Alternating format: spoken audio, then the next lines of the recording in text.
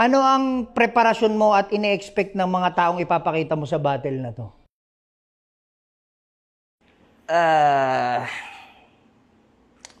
Nagsisipag ako magtrabaho, nag-iipon ako pampiyansa eh.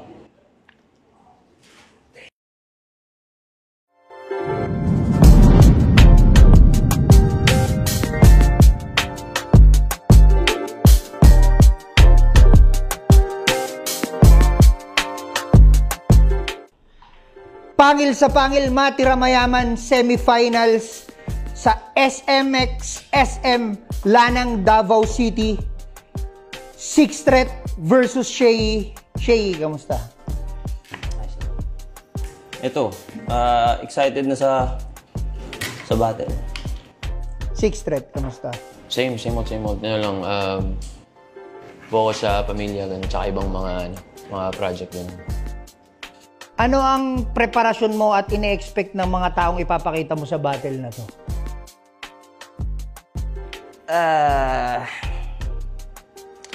Nagsisipag ako magtrabaho, nag-iipon ako pampiyansa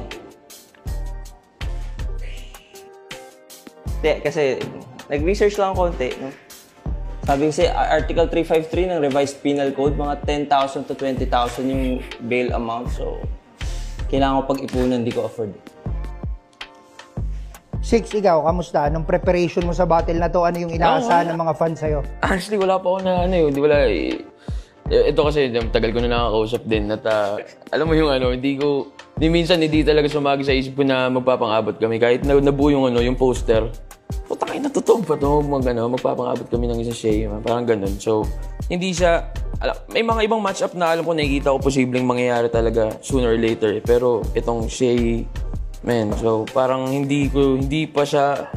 Ewan ko, baka in the coming days, weeks siguro, baka wala pa akong masabi talaga sa ngayon eh. Kasi kahit ngayon, kumbaga, overwhelmed pa rin ako sa ganitong klaseng matchup. Tapos nasa semifinals pa ng isang tournament. Tapos nasa Davao pa. So ilang multiplied pressure na yun yung nararamdaman ko sa ganitong klaseng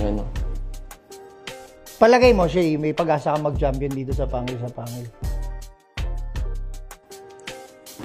May tanong ni Pibus.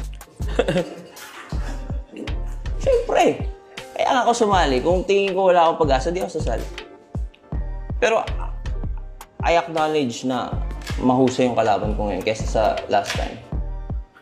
May advantage kaya siya sa home court advantage niya, palagay mo?